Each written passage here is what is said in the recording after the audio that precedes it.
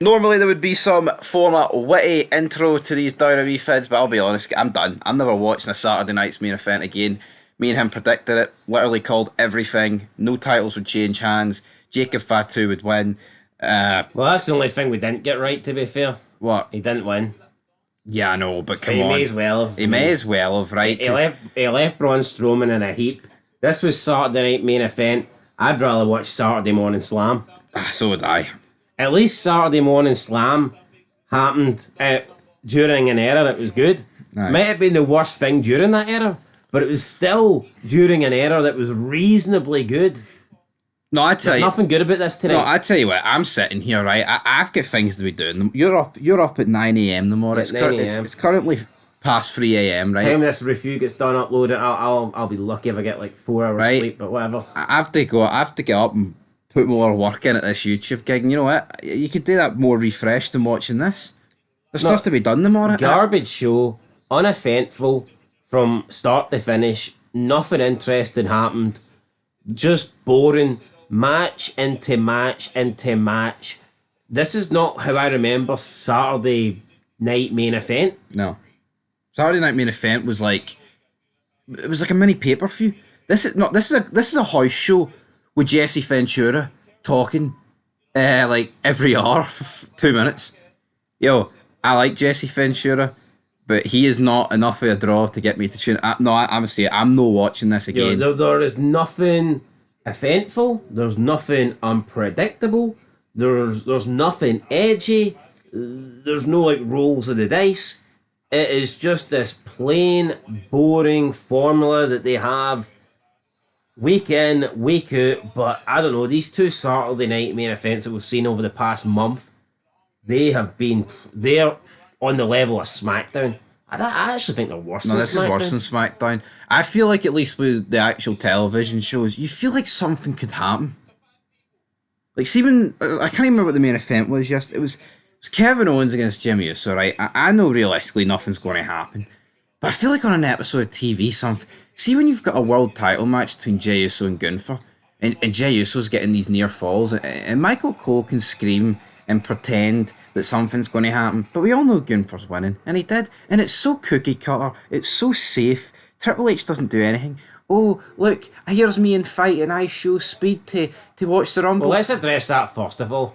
I show speed. Why is this absolute loser, right? This guy that goes around and does shit, right? Does annoying stuff and, purposely, like, we've seen him, like, harass people and just be a nuisance to society trying to get some internet fame. Congratulations, you got it.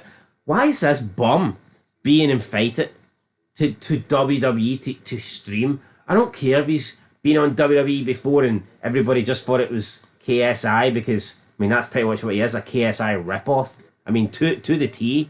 I mean, is he started boxing yet? I wouldn't be surprised.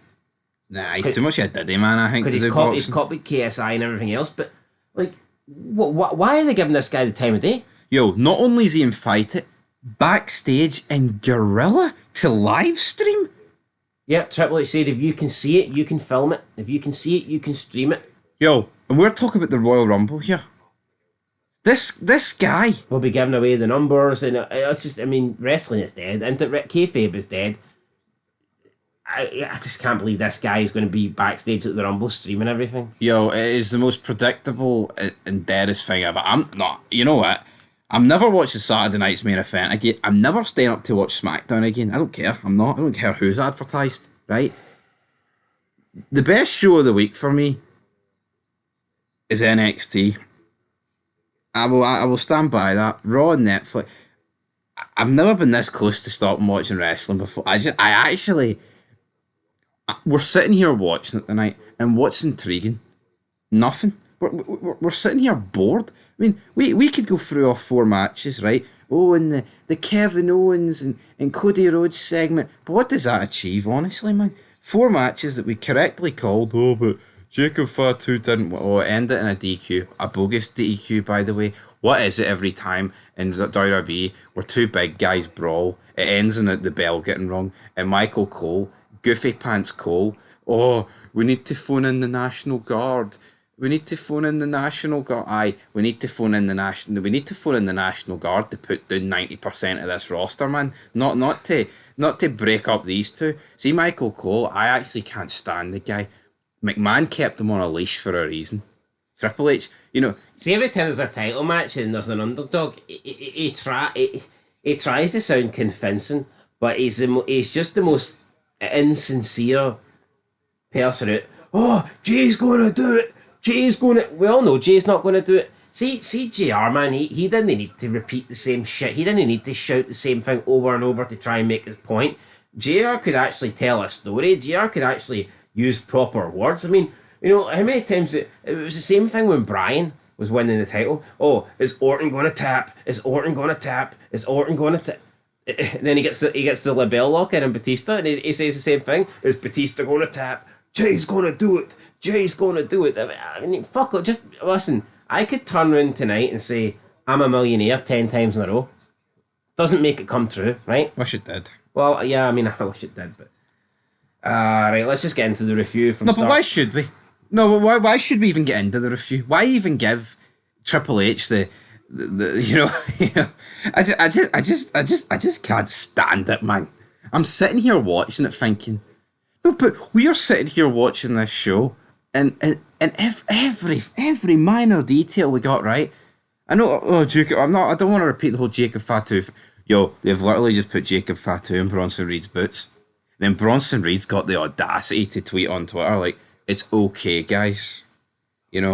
As if he gave the green light. It's so bad, man. See, if you enjoy this, I pity your life. I actually pity it, man. See if I woke up and I enjoyed this, you've got permission to put me down in the morning. Put it that way. Aye, I mean, it's garbage from start to finish, but here, let's start it so we can finish it. Opening match, Rhea Ripley, Nia Jax.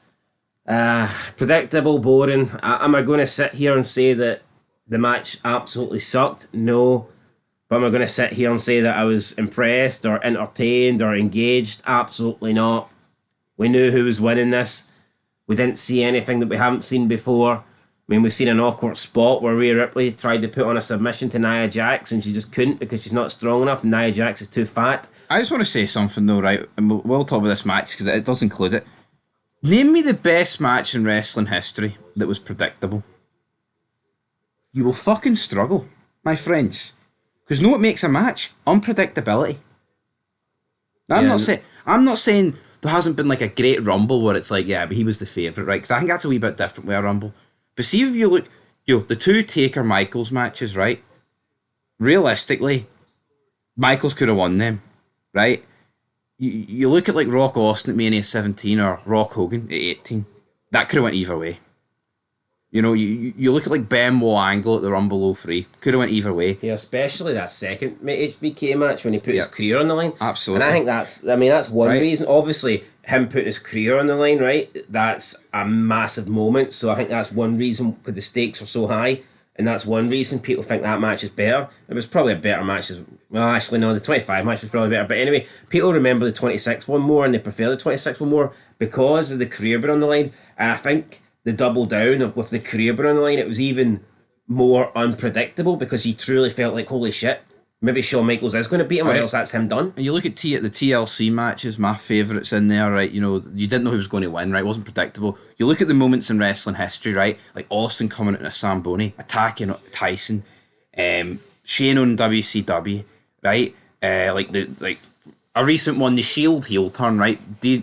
Seth Rollins, there's always a plan B, that pish. Didn't see it coming. Yeah.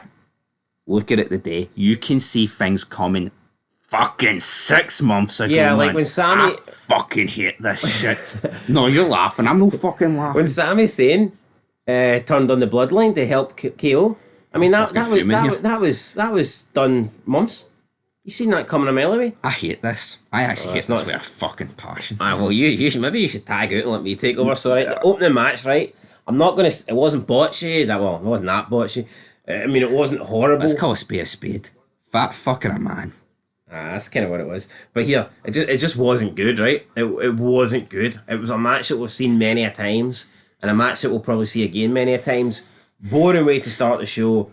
Very uneventful. Nothing exciting. Normally you start the show hot, but this just didn't do it. So whatever. That finished. We went straight in to the next match. Braun Breaker versus Sheamus, Intercontinental title. I mean, the match. It wasn't. Again, it wasn't horrible, but I feel like we've seen Braun Breaker just face pretty much everybody in the Intercontinental Championship scene. We've seen Sheamus come up short all the time, going for the Intercontinental title. It wasn't a bad match, but again, can I say it was a great match? No. Can I say I was interested in it? No. Can I say there was anything in the match that I thought, holy shit? I mean, there was a decent spear on the outside, but just a predictable finish. Sheamus losing. I mean, you did have Jesse Ventura talking about, the leg on the ropes, Sheamus should have won, the ref counted to 3. But I thought that was more annoying than adding intrigue, to be honest. But, I mean, whatever. Sheamus loses, Braun Breaker wins. 2 matches down. Right, up next, 2 right? very predictable matches. Shawn Michaels. Right, great, I love Shawn Michaels, right, even if he is working with Triple H right now. Comes out, him and Owens and Rhodes. Kevin Owens has the audacity, right? And you can say, he's playing up to his heel character, he's walking around with a fake belt, whatever. He turns around and says he's done more for this winged ego belt than Shawn Michaels. I could have jumped through the telly and slapped this guy in his stomach, man. Look at the moments Shawn Michaels created with this belt. Even when he posed for Playboy. Could Kevin Owens pose for Playboy? Or Fat Boy? What's it going to be? Survivor I think they'd lose all their subscribers if he did Playboy. Survivor Series 97, right, when he wins it off Brett. Right? The Rumble 98. The match against Austin. Right? All these other things that Shawn Michaels... the poker in the ring. The whole thing with Sergeant Slaughter on his chin. What was Kevin Owens done with this belt apart from whine like a fat prick that he is? Pretty much. Like people, but Kevin's just doing that to get some heel heat. It's lies. I genuinely believe they are just trying to rewrite history with all this stuff. I mean, they're trying to tell you this stuff's better than the old stuff, but it's not. Hopefully, if you've seen it, then you can dispute it. But you know what? There'll be a lot of people that have never seen it, and they'll just take their word for it. This is the greatest era of all time. Triple H says so it must be. Mm-hmm. And see, the more and more people that stop watching wrestling, the more and more people that have never seen this stuff in the past. See if Kevin Owens and Cody Rhodes and all those guys, see if they were honest people, they would turn around and say, look, obviously I love my job and I'm glad I get to do this, but we don't hold a candle to the people of the past. And you know what? I respect it. I think deep down they know it. Of course they do. I do. I just, obviously they're not going to say it. I mean... They know all these TV deals and Netflix wouldn't happen without the past. Look, see any time... They'd be in a bingo hole. Look at all the time the network puts something on, like a documentary or the top moments, right? And you get all the current superstars talking about all the legends. When do you get the legends talking about the current superstars? No. No, but and when they do, it's so insincere. No, it's not legit. Like if it's showing you Taker 30 years of WrestleMania or whatnot, and you have all the current people talking, Taker was amazing, I grew up watching him, the rivalry with Kane, this, that, people talk about Austin, and like, Stone Cold doesn't come on and go, Rhea Ripley, what a run she's had, Jesus. Like, that doesn't happen. No. I mean, The Rock can come out and pander. Rhea, you've carried the company on your back. Cody, you've carried I mean, how many people's carried it, mate? You know what I mean? Like, realist. I truly believe that one person carries the company on their back. Right? And it's certainly not Rhea Ripley, folks. Right? As for this segment, Owens goes to pile driver, Michaels, and then sweet chin music, Michaels, good night, we move on. Michaels looks good. Kevin Owens does not. I mean, I'd still rather watch Michaels at 60 than watch Kevin Owens is wearing a t-shirt that says, like, Cody sucks eggs because I think it was Terry Funk wore it. Dusty sucks eggs like 40 years ago. So again, nothing original. Just shite we've seen before. Right. Jacob Fatu loses to Braun Strowman via disqualification. But he wins, doesn't he? Because he busted him open, broken nose, whatever, busted ribs, 10 moonsaults, Nick Aldis coming out. I don't want to feel like Piperwick. Backstage. Now. I don't want to feel it out, mate. Yeah, we get a moonsault about 6 times, 7 times. Braun Strowman's busted open. Nick Aldis is about half a foot taller than Jacob Fatu, and he's pretty well built as well. Why can't he stop him? No, why is Nick Aldis being wasted as GM? By the way, this guy could be a wrestler. No, he's a monotone bastard. I'll give him that, but I mean, he could still do something. Bring back the British invasion. Aye. Anyway, yo, this wasn't horrendous, but wasn't fucking good either. So I'll let you know that, buddy. There was nothing horrendous, but it was just so boring. Yep.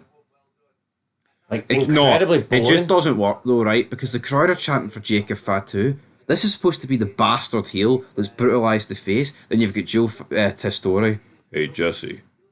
Hey, that Jacob Fatu, he's fantastic. No, you should be putting over the fact he's brutalised the face and potentially killed him.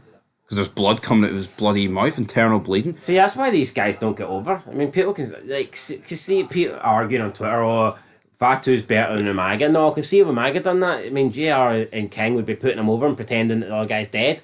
Whereas these guys are glorifying it. Oh, what a guy, look at all that. Look at the damage he done. He's a great guy. What a star. Hey, Jesse, Rikishi ran over Austin. Fantastic piece of driving. Great driver. He's a star now. He didn't steer him wrong. You know? Jesse. Then we got straight into the main event. Awful. I just, is the match fine? Yeah. But, the losers in the crowd can pretend, yeet 50-year-old men, man, in their multicoloured shirts saying yeet. Aye, yeet. Would you not be raging if you actually paid to go to this show? Even if you just sat home and No, watched I wouldn't like be us. raging, because if you paid to go to this show, you're fucking mentally brain dead. You know, so he's closing in. Cole's trying to convince you that he can win. And then Gunther literally just hits 2 powerbombs out of nowhere and gets the 1-2-3. Like, I mean, And then it just goes off the air. Nothing. No intrigue. Here, why should you watch Raw on Monday? Oh, aye, nothing. people were. I mean, I've seen a few people speculating, oh, they need to get the belt off Gunther. How can they get the belt on somebody else for one of the big matches at Mania? How can they? Triple H might just book a match. Yeah, They're no, making it like it's the nuclear warheads. I've seen people say, well, you know what, maybe they'll have Roman, maybe they'll have Gunther batter Jay, and then Roman Reigns comes in to make the save, and it could be Reigns versus Gunther at Elimination Chamber. It's like, they ain't going to give you that. Reigns making an appearance on Saturday Night Main Event. Of course not. They ain't going, I'm not even convinced they'll be at the Rumble, for fuck's sake, come on. He says they'll be like, but fuck, I mean, I'm not guaranteeing it. But you know, just really boring. Like you said, just goes off the air. A dead win. 2 power bombs, 1, 2, 3. Yeah, I'm not even exaggerating here. See when me and him watched the old stuff in 2003, or when we watched it Less in 98. predictable. Yeah. And you know what's going to happen. No, actually work out. No, I'm not even exaggerating. That we know stuff that literally can't happen. Back in the day, it is so stale. And then, kayfabe's dead. It's predictable. I think there was more. It's awful. There was more chance of Triple H rolling Benoit up at WrestleMania 20 and getting the free count than Jey Uso winning this match tonight. Aye. And that shouldn't be the case. Yeah, because it was 21 years ago, folks. we know it didn't happen. Anyway, I'm giving it a 0 because it's just a waste of your time. Yo, no wonder the ratings are so low. See, if you watch a TV show, it shouldn't be a waste of your time. Yeah, see, if you watch a TV show and it's so predictable and you know what's going to happen next, then why watch it? Like, I just don't get it, man. I'm flabbergasted. I mean, the NFL's whipping out 42 million viewers. What's this going to whip out tonight? Why would you watch this? I'd be shocked if this gets more than Yo, 2.5 mil. see when we did the preview earlier, right? We both could have went to bed. I could have woke up tomorrow morning, looked at this, and made a 5-minute vid talking about the results, and I would feel happier. But you know what? I stayed up, and for what? For what? For no reason whatsoever. It's I can't believe. You know what? We can look at the decline of the world and, you know, be like, oh, that went wrong there and that. I think across the 7 seas, wrestling has got the biggest decline in the history The decline of the world. The decline of wrestling needs to be studied, and we need to figure out what went wrong. Yeah. You know, we can talk about the Roman Empire. We can talk about the British Empire. We can talk about all of them till the cows come home. But nothing will top this. Yeah, wrestling, and there are some people out there that prefer this era over the Attitude Era, and they think this era's better. God help you. Honestly, man, you are a simpleton. If you think this is a great product, you are a simpleton. If that bothers you, then it's not my fault. It's your fault for being a simpleton, but that you can't enjoy this. You cannot like this. It's like when we say it's predictable, right? I'm not saying nothing good can be predictable, but it's like if you watch a TV show with all the spoilers, it's not going to be as good. Yep. And with wrestling these days, everything is so safe, and when you're fighting guys like I Show Speed, right? We talked about on this channel how Logan Paul doesn't care. Think how little he cares, and Triple H is inviting him into an area that is supposed to be Sacred. sacred. You know what I mean? Like, whatever. What's the point? You know, I mean, I don't like Speed. You don't like Speed, but see, at the end of the day, it's not his fault. Of course, he's going to accept it. Free clout at the end of the day. What next? Is he going to be invited into the booking meetings? He wouldn't do a worse job. Is he going to fucking book the show? I mean, come on, people. Anyway, I'm getting it a 0. What are you getting it? 1. 0.5 out of 10. And it's the last Saturday night's main event I'll ever review. So, peace.